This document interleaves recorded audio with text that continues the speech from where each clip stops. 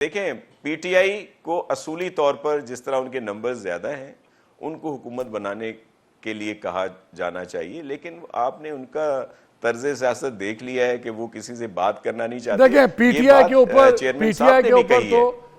के ऊपर तो आप लोग फ्रैंकली इन ऑल ऑनेस्टली इसलिए भी ज़्यादा जेनरसली सारे डेमोक्रेट हो गए, आप भी पीएमएलएन भी, बिकॉज आपको पता है कि उनको अगर नंबर्स होते भी तो उनको गवर्नमेंट उनकी नहीं बनने दी जानी थी, वरना जब सजाएं हो रही थी 72 घंटे में 3-3, तो तब आप लोग उस पर एतराज़ करते, जिस तरह मुकदमात चले आप उस पर बात करते। अभी तो गुडी गुडी सारे हो रहे हैं ना कि देखें हम तो जमहूरी पसंद हैं, आपको पता है कि किसी थर्ड पार्टी ने नहीं बनने देना, तो आप लोग कहते हैं चले हम अच्छे ही बन जाएं। लेकिन मैं नाजरीन के लिए एक बात शेयर करना चाहता हूँ।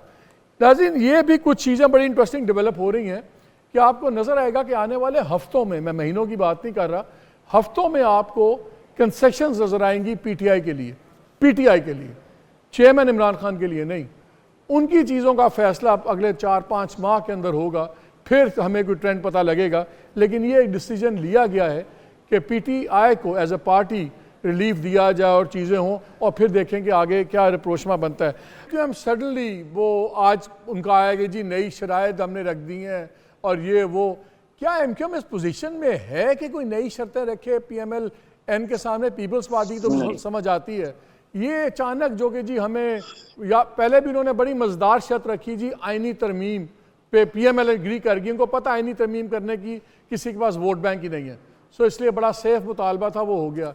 ये कि गवर्नर हमें दें और ये 2-4 वजारतें दें, ये क्या है इस पोजीशन में कि मांगे? देखिए मालिक, जो चीजें हो रही हैं, और मैं ये थोड़ी सी इंफॉर्मेशन की बुनियाद पे कह रहा हूँ कि पीपल्स पार्टी और पीएमएलएन में जहां थोड़ा सा मुझे लग रहा है कि उनका शायद नहीं हो रहा है एग्री, वो स्पीकर नेशनल असेंबली के इशू के ऊपर है।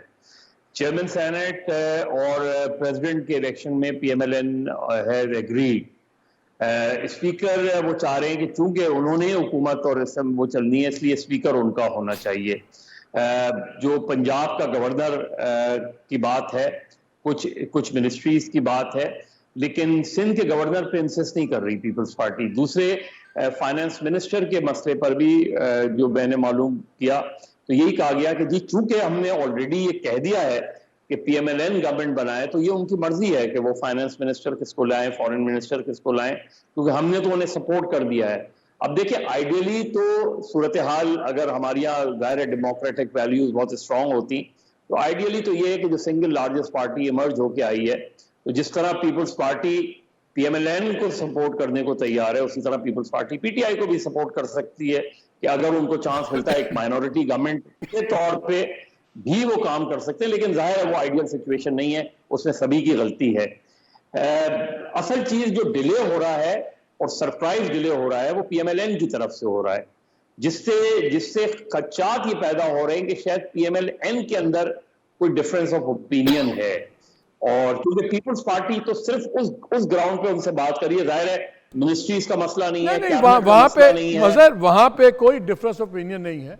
वहां पे पूरी कोशिश की जा रही है कि पावर्स दैट बी से इतना दबाव डलवाया जाए पीपल्स पार्टी पे कि ये कैबिनेट को ज्वाइन कर लें। लेकिन आई थिंक पीपल्स पार्टी ने बड़ा इंटेलिजेंटली स्मार्टली प्ले किया है। उन्होंने वहां पे फर्मली ना नहीं की, उन्होंने कहा हम देख लेंगे आगे, लेकिन पहले हम कॉन्स्टिट्यूशनल ऑफिसर्स का मसला हमारा क्लियर हो जाए, हमारे पास आ जाएं, फिर हम करेंगे ताकि पहली स्टेज के वादे पूरे हो जाएं। बिकॉज ये क्विड प्रो को है उनका प्राइम मिनिस्टर का वोट देने के लिए, और उनको पता है इसमें 2-3 माह फरवरी मार्च तो निकलना है, तो उन्होंने तो वहाँ ब्रेक्स लगा दी हैं। पीएमएलएन चाहती है कि हर कीमत पे अगर अभी आएँ ताकि वही बात कि हम बोझ बांटें, ये करें, इसलिए वहाँ डिले है। बल्कि यहाँ पे मैं आपसे 2 खबरें भी शेयर कर लेता हूँ वेरी इंटरेस्टिंगली, और ये मुझे पीपल्स पार्टी के बहुत सीनियर शख्स ने कहा जो इन नेगोशिएशंस का हिस्सा भी हैं। उन्होंने कहा कि वहाँ पे जब बातें मुख्तलिफ हुई तो वहाँ पे इसहाक डार साहब ने भी इस तरह सजेस्ट किया कि जैसे अगर पीपल्स पार्टी उनको सपोर्ट करे चेयरमैन सेनेट के लिए, तो बहुत बड़ा वो ब्रिज का रोल अदा कर सकते हैं between peoples party and government and all that, conveniently forgetting the point कि डार साहब के पास रवैये ने ही उनको बहुत ज़्यादा एक पर्सोना नॉन ग्राटा बनाया हुआ था पिछली गवर्नमेंट में भी और बाकी में भी। और दूसरा एक और कॉम्प्लिकेशन भी आ गई है, बल्कि ये शाह साहब से ही पूछ लेता हूँ। शाह साहब, अब पिछले 48 घंटे से अनवारुल्लाह काकड़ साहब, केयर टेकर प्राइम मिनिस्टर का नाम बड़ी स्ट्रांगली सामने आ रहा है एज फ्यूचर चेयरमैन सेनेट, और जाहिर है जिन्होंने उनको केयर टेकर प्राइम मिनिस्टर बनाया था उसी कैंप में वहाँ की सपोर्ट भी है। तो क्या अगर काकड़ साहब आते हैं तो फिर आप चेयरमैन सेनेट वाले पे अपनी जिद छोड़ देंगे कि हमने चेयरमैन सेनेट अपना लाना है? बिकॉज मेरी इतला ये थी कि शायद गिलानी साहब अपनी जीती हुई सीट छोड़ेंगे और वही कैंडिडेट होंगे चेयरमैन सेनेट के, बिकॉज आप कंटिन्यू कर रहे हैं चेयरमैन सेनेट में राजा साहब के साथ। क्या अगर अनवारुल हक काकड़ आते हैं एज कैंडिडेट सामने तो पीपल्स पार्टी क्या करेगी?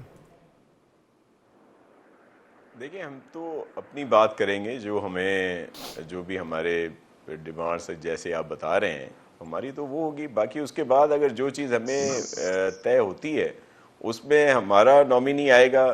दीगर जो जगह जो PMLN को मिलती है या जो भी फैसला होता है वो तो उनका, हमें शख्सी तौर पर तो किसी से भी ज़ाती तौर पर तो एतराज़ नहीं है ना। मिसाल आपने इसाक डार साहब की बात की, ज़ाती तौर पर तो बड़े हमारे लिए मोहतरम है। अब ये फैसला PMLN का है, उसको कहाँ लाते हैं।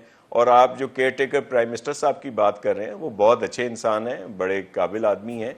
अगर कोई, हमें ज़ाती तौर पर तो उनसे कोई अनाद नहीं है, हम तो उनका एहतराम करते हैं। लेकिन जो चीज़ें हमारी उसमें हैं वो तो हमारी बात होगी ना सर। हम ऐसे कैसे कह देंगे जी हम ये चीज़ ले रहे हैं, ये चीज़ छोड़ रहे हैं? ये तो आप जो बनी हुई है कमेटी, आप लोगों का उनका आपस में नेगोशिएशंस हैं। आप लोगों का इसरार इतना क्यों है कॉन्स्टिट्यूशनल ऑफिस पे? क्यों आप लोगों का ख्याल है कि ये निज़ाम नहीं चलेगा, ये गवर्नमेंट नहीं चलेगी 5 साल? क्योंकि आप वो ओहदे लेना चाह रहे हैं कि गवर्नमेंट गिरे या ना रहे, वो ओहदे अपनी जगह पे रहेंगे। क्या आपको कोई डाउट्स हैं कि ये सिस्टम नहीं चलेगा 5 साल? देखिए, ऐसा बिल्कुल नहीं है, बल्कि हम पूरी कोशिश करेंगे और पीपल्स पार्टी ने हमेशा ये कोशिश की है। मालिक साहब, आपको याद होगा कि हमारे तो ज़्यादा इख्तलाफात रही नून लीग के साथ हैं, केसेस उन्होंने किए हैं, प्रेसिडेंट आसिफ अली जरदारी साहब जेलों में रहे, दीगर जो भी सारा सिलसिला था। आपको याद होगा जो 2013 वाली असम्बली थी उसमें इख्तलाफात के बावजूद जब खान साहब वो एम्पायर की उंगली की बात करते थे और उन्होंने धरना सियासत की, तो हमने PMLN की सपोर्ट में खड़े हुए थे। और आपको याद होगा जो खुर्शीद शाह साहब की स्पीच थी असम्बली में, तो हम तो कभी भी पार्लिमानी निज़ाम को डीस्टेबलाइज नहीं करेंगे कि इस तरह सूरत हाल हो कि वो गवर्नमेंट और ये असम्बलियाँ तहलील हों। बिल्कुल इस तरह की बात नहीं करेंगे। लेकिन जैसे मैंने कहा कि इब्तदाई तौर पर हम एग्जीक्यूटिव उसमें नहीं आना चाहते। आईनी तौर पर जो अगर है उसमें जिस तरह हमारे पास नंबर्स भी हैं, इब्तदाई तौर से क्या मुराद है? क्या अभी ऑप्शन ये खुला हुआ है आप लोगों? नहीं, आप लोगों के पास अभी ऑप्शन है कि 6 महीने बाद हम आ सकते हैं गवर्नमेंट में? जी देखें, जो आपकी बात थी कि आपने कहा कि वो कह रहे हैं कि इब्तदाई तौर पर तो हमें ये दें, बाद में ऑप्शन हम रखेंगे। मैं उस चीज़ को आगे लेके जा रहा हूँ। लेकिन एग्जीक्यूटिव में अभी आना बाद में आना चीज़ तो एक ही होगी, तो उससे तो कोई दो राय नहीं है। मैंने तो आपकी बात को आगे बढ़ाया है जो आपने या हमारे मोहतरम ने बात की। Otherwise sir